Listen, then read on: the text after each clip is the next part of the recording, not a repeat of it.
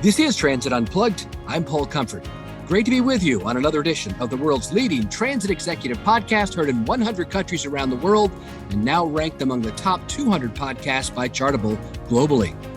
On today's episode of News and Views, we bring you a newsmaker interview with Patrick Goddard, president of Brightline Trains. I interviewed him recently at the Palm Beach Brightline train station. A great interview from America's only privately held high-speed rail service. We also take a look at the news right now. Some big headline news coming out of Washington and around the country. The American Public Transportation Association recently held their APTA legislative conference in Washington, D.C., with over 600 people there. Lots of high-profile speakers. Heard from many of us who were there that it was one of the best, if not the best, legislative summit in quite a while. And that's because probably there's a lot of money going out right now.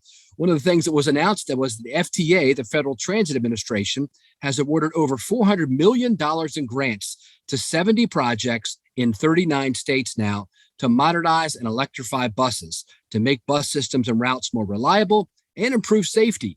The grants will help dozens of communities buy electric buses that will reduce or eliminate greenhouse gas emissions, promote cleaner air, and help address the climate concerns folks have. U.S. Secretary of Transportation Pete Buttigieg said these grants will help people in communities large and small get to work, get to school, and access the services they need. These funds come from the historic bipartisan infrastructure law that is bringing modern buses to communities across America. FTA received more than $2.5 billion in funding requests, more than 5 times the amount of funding available under the previous law. And an additional $5.1 billion in formula and competitive grant funding is authorized under the new Grants for Buses and Bus Facilities program over the next 5 years, meaning more projects can be funded. Speaking of electric buses, California's Antelope Valley Transit Authority, their board, along with the California Air Resources Board, recently hosted a celebration recognizing the Transit Authority for becoming the first all-electric transit agency in North America. They received their 20th electric MCI coach for their commuter routes. The addition of these buses to their fleet of BYD zero-emission buses enabled the agency to place into service 100% a zero-emission transit fleet. The chairman of the board, Marvin Christ, said, long before we saw an electric bus rolling down the streets of Antelope Valley, the AVTA board envisioned a future with a greener and technologically superior transit system serving the citizens in this area.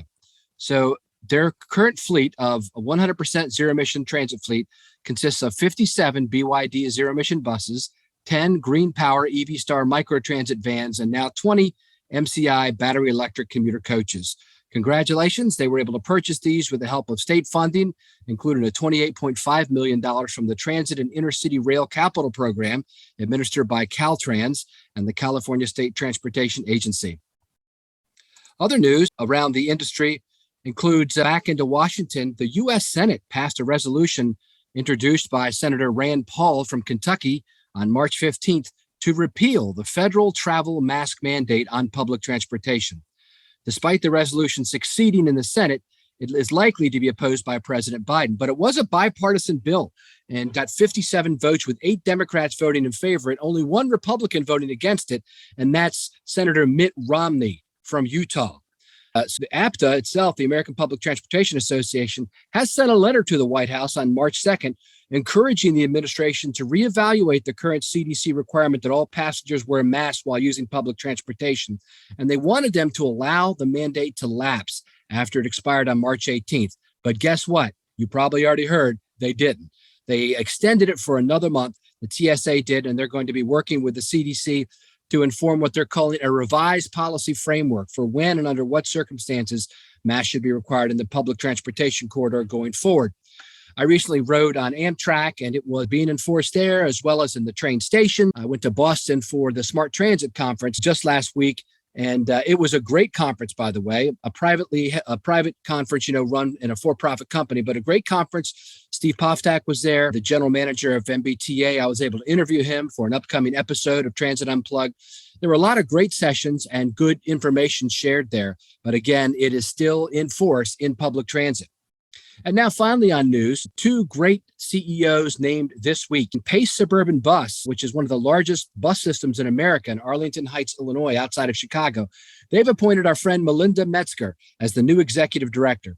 Metzger, who's led the agency on an interim capacity since December, has previously served in top roles as the agency's head of operations, including general manager and chief operating officer. Congratulations to our friend Melinda Metzger in being named as executive director of one of America's largest bus services, Pace Suburban Bus. And another friend of ours, Jessica Mefford Miller, has been named as the new chief executive officer in Phoenix, Arizona for Valley Metro, following Scott Smith's retirement announcement in the summer of this past year. Medford Miller joins the agency with 15 years of public transit experience in the St. Louis, Missouri region, where she most recently served as executive director for Metro Transit. Congratulations to both these women for their selection as the head of, CEO, and executive director of two of America's premier transit agencies. And that's it for our headline news on today's episode. Now stay tuned for our interview with Patrick Goddard, who is president of Brightline Trains. Patrick Goddard, president of Brightline Trains. Great to be with you here in your West Palm Beach awesome station, man. Thank you. Great to be here. Great to be here. Thanks for visiting us. Absolutely.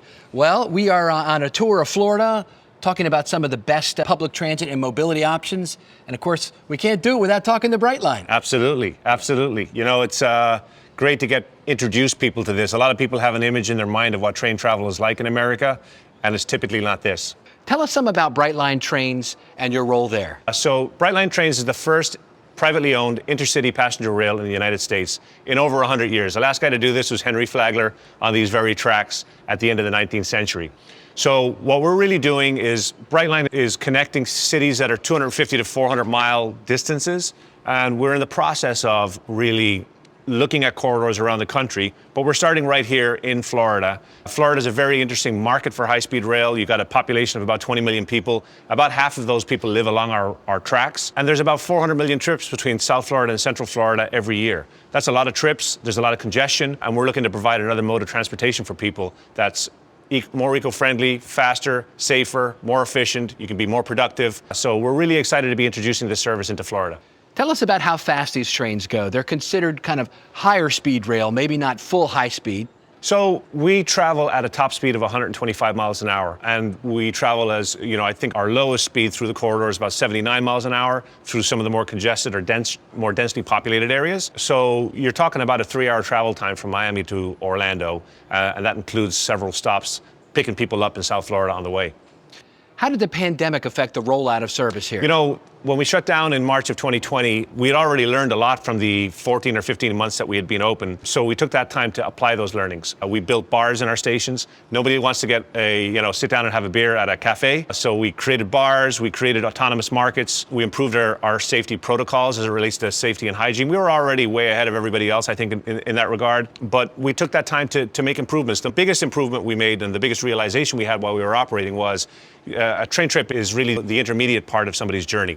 So we recognized that if we really wanted to give people a car-free or car-optional lifestyle, we needed to be able to get them from where they were to where they needed to get to, not just from train station to train station. So we introduced a service called Brightline Plus. Brightline Plus is a door-to-door service that's powered by a fleet of eco-friendly vehicles, accessible through our app. So you can actually book from where you are to where you need to go, all in one trip, all one transaction, all one price. We'll take you to the station, you'll get on the train, you'll get off the train, you'll get into one of our vehicles, and we'll take you where you need to go. So that was one of the biggest innovations that we developed and implemented, and when we reopened in November, we launched that right when we launched, and it's been phenomenal. About 30-40% of people use Brightline Plus to get to and from the station. What's the current status of the train service out in California between Vegas and LA? That's right. So here in Florida, you know, we're very focused on finishing our construction up to Orlando, which will be complete by the end of this year. So we'll be opening that service in the early part of 2023. We're also adding additional stations in South Florida in Boca and Aventura, which are really two locations equidistant to our existing stations of Miami, Fort Lauderdale, and West Palm Beach. So that's the focus right now. We're also working on developing an expansion of that system from the Orlando Airport, which is our terminus in Orlando, all the way out to Tampa with a stop in Disney. So that's the work that we're doing in Florida. Out west, there's a corridor that's been studied for over a decade.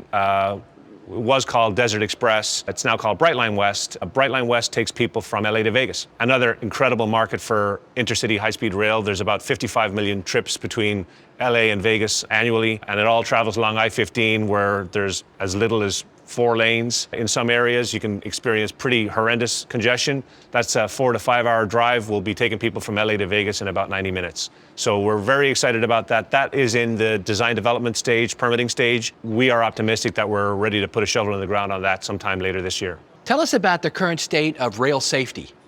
So safety is our top priority at Brightline. Anybody who's in the transportation business has to be focused on safety. What I can tell you is we rebuilt this entire railroad, all the grade crossings, the infrastructure. We'll have invested up to about $5 billion by the time we're finished with this system. So a really meaningful investment, and we actually exceed the FRA standards for safety. But, safety is a community effort. It's not just about the railroad. Incidents on railroads don't necessarily occur because the railroad is unsafe or the equipment is unsafe. It's typically people who circumvent the safety equipment that we've put in place and put their own lives in danger. So trespassing, driving around grade crossings, those types of things. So we think about that in the same way as we think about any problem that we face here at Brightline. And we've brought a lot of innovation to the table, including cameras with AI, use of drones, fencing, landscaping, signage, ambassadors at corridors. We have a significant education campaign. We work with municipalities on enforcement. It really does take a village, and it takes a lot of effort to keep the community safe from this infrastructure asset. But in spite of that, traveling by train is the safest way for people to travel. And people have this misperception that train travel, may not be safe. Train travel is very safe. What you experience is the community not behaving in a responsible way around the railroad, and that's what we're always working to improve on. Does Brightline trains connect in with local transit? Yeah, so Paul, as you know, transportation is an ecosystem. We view ourselves as the spine that connects all of the major cities throughout the state of Florida. But then again, we have to interface with the communities in which we operate to ensure that we can feed our system and we can distribute people from our system. So that's something that we're always focused on with both the public sector and the private sector. And a great example, I think, of an intermodal hub is our train station in Miami. So in Miami, we connect with Tri-Rail, Metro Rail, and the Metro Mover, which collectively carry about 30 million people a year around the Miami area. We're also connected with bus systems here in West Palm Beach and in Fort Lauderdale. And then we work with all the private providers. So in addition to Brightline Plus, which is our offering, we've got all these public transportation opportunities. We've got scooter charging stations. We've got partnerships with rideshare folks. So as I said, it's about an ecosystem that enables this car-free lifestyle. Our experience here in Florida has been, since we've announced our stations and started running our service, everyone's starting to understand the utility of an infrastructure asset like this and how they can connect to it. So we're working with all the airports, with the ports, and with those transit agencies to have better integration, not just from a physical logistics perspective, but also from a technology perspective. It's not enough to just connect things physically and have pickup spots. You also need to connect it from a digital perspective and give people the ability to plan, pay for, and travel, with an easy transaction. So really our app is starting to evolve into more of a mobility as a service application where you're able to plan your entire journey. Right now we're just incorporating Brightline Plus, but as we evolve, we're working, for example, with Metro Rail in Miami to be able to use your Brightline QR code to access Metro Rail, right? So these are things that are going to enable a car optional or a car-free lifestyle. What are the plans for the future of Brightline trains? The United States is about 50 years behind Europe and Asia in the context of high-speed rail, which is a travesty. The good news is there's a lot of corridors throughout the country that I think are suitable for high-speed rail, many of which have existing infrastructure, existing transportation corridors that can be built upon. We think there is anywhere between 6 and 10 major corridors that connect cities that are too far to drive, too short to fly throughout the United States and Canada. So, we're focused on Florida right now. LA to Vegas is next, but we're evaluating additional corridors. We'd love to have a half dozen of these things or so over the next decade, connecting cities in the way that we're going to connect Miami to Orlando. Patrick Goddard, president of Brightline Trains, thank you so much for being our guest today on Transit Unplugged TV. It's been a pleasure. Hi, I'm Elea Carey, a communications consultant who loves working with public transit agencies. Your passenger experience doesn't begin when riders board your vehicle. It starts long before that as riders look for information on your system. Does your passenger information provide a fantastic rider experience? Here are some tips. Most riders and future riders will search for information online on either phones or computers. Make sure your website is easy to read with clear passenger information on routes, fares, and schedules above the fold. That means at the top of the page. When people are looking for information needed to ride your system, they don't need your mission statement or the time and date of your next board meeting. That stuff goes at the bottom. Is your website optimized for the best phone viewing experience? The best practices also apply here, with a focus on keeping information at the top of the screen. I also recommend using bright, clear buttons that lead to more detailed information, especially on phone-optimized pages where space is limited. Finally, for those riders who access information on your system by non-digital means, how concise and durable can you make your printed pieces? I found great success with business card and postcard-sized printed collateral, printed on heavy stock. Riders can keep this information in their pocket or wallet for easy reference. If you'd like to talk more about best practices in passenger information or anything else related to communications and public transit, look me up on LinkedIn. My first name is spelled Elea, last name Carey. Hi, this is Mike Bismeyer, Regional Sales Director for Terra, and this is Mike's Minute, where we talk about kindness, leadership, and mentorship with the hopes it'll inspire you to pay it forward. Leadership. As today's guest commented, the pandemic and the challenges it posed for the industry allowed them to take a pause, study lessons learned, and look positively at the future on how to enhance, improve, and apply those learnings. That is just another example of the leadership and mentorship within our industry, and folks continually looking to make transit better. Someone asked me recently how transit agencies create kindness in the areas they serve. Definitely a loaded question to ask someone like myself, but I simply said take a look at the leaders and executives, and you will see kindness in action in many of these examples.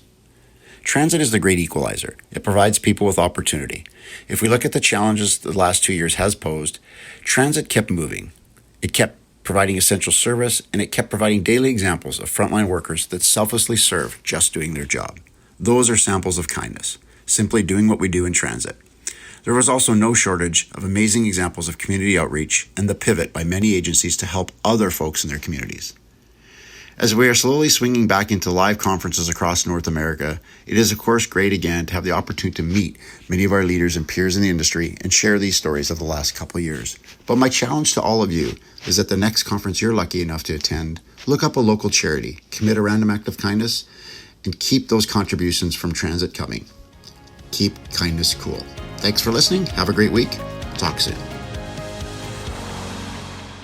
Thanks for being with us today on Transit Unplugged News and Views. Hopefully you enjoyed that great interview and feedback from Elea and Mike and our news segment. And as I mentioned on the opening news segment, I recently, just last week, was in Boston to speak at the Smart Transit Conference, and I spoke about kind of some of the hot trends that are happening right now in the industry, and wanted to share with you for 5 or 10 minutes about what I'm seeing in the industry right now as the future of public transportation. And again, a little bit more about what I learned in my recent trip to Dubai.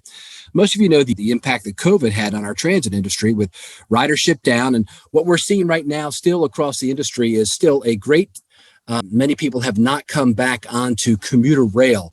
One of the things that was interesting from this conference that I learned, because it has primarily in the past been a rail-related conference, is talk to people about how ridership is handling now in commuter rail across the country. And Steve Poftak, the GM, who will be our guest in a few weeks on this show, we actually have him scheduled on April 27th, the recording that I recently just did with him there in Boston.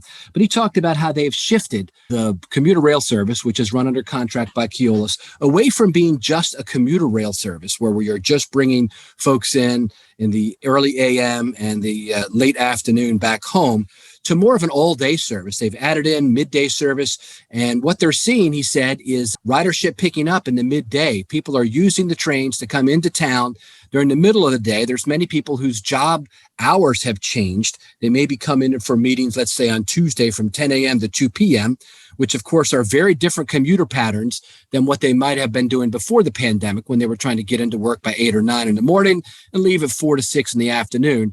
Now these new patterns are calling for commuter services to adjust their service offerings. In addition, folks are coming into town now that the museums and other things are opening up and shops are opening up. So they're offering more service. And he also said weekend service has seen tremendous increase in ridership. As a matter of fact, on 7 of their 14 commuter rail lines on the weekends, they're now experiencing greater ridership than they did pre-pandemic. And so again, it's a great lesson for us to learn that we need to be aware of the market that we're serving and adjusting our routes accordingly. And that's actually what's happening around the industry right now as part of the global transit trends. In addition to making public transit really serve public policy, such as creating more equitable and inclusive environments in our cities, focusing on environmental stewardship through electrification and zero-emission buses. And also a third one, which I would suggest is important, strengthening hiring and career development using our public transit agencies, not just to hire folks and train them to become a bus driver, but really turning them into job training centers. There's so many high-tech jobs now at our transit agencies, especially in maintenance and other places, HR, finance, IT, procurement, legal, PR, all the service planning, all the things that go on behind the scenes of a transit agency. We need to really position our agencies to the policymakers as job training centers, giving people the high-tech skills they need to operate in today's environment. I think those are 3 ways that we can shift how we're measured. So the only KPI that matters isn't just ridership, this false idol of ridership that really came down during the COVID pandemic, but we can show that our transit agencies can do more. It's what Phil Washington was trying to do before he left LA, right? By starting a school there. It's what Nat Ford is doing in Jacksonville. I just visited him down there to film for our TV show, an upcoming episode in Jacksonville, Florida, where, they have created a test and learn facility for autonomous vehicles and are bringing in young people, children, to learn during summer camps and day camps, and college students to learn that, hey, public transportation is really becoming the high-tech jobs of tomorrow. It's the future jobs that we're creating here. And so I think those are things that we can do in our transit agencies and we should focus on and draw attention to as executives, things that we're doing. But also, we need to redesign our routes and add in more frequent service so that folks will not need to have a bus schedule. They don't need to look anywhere, figure anything out. We need to also make our services, to be honest with you, easier to use.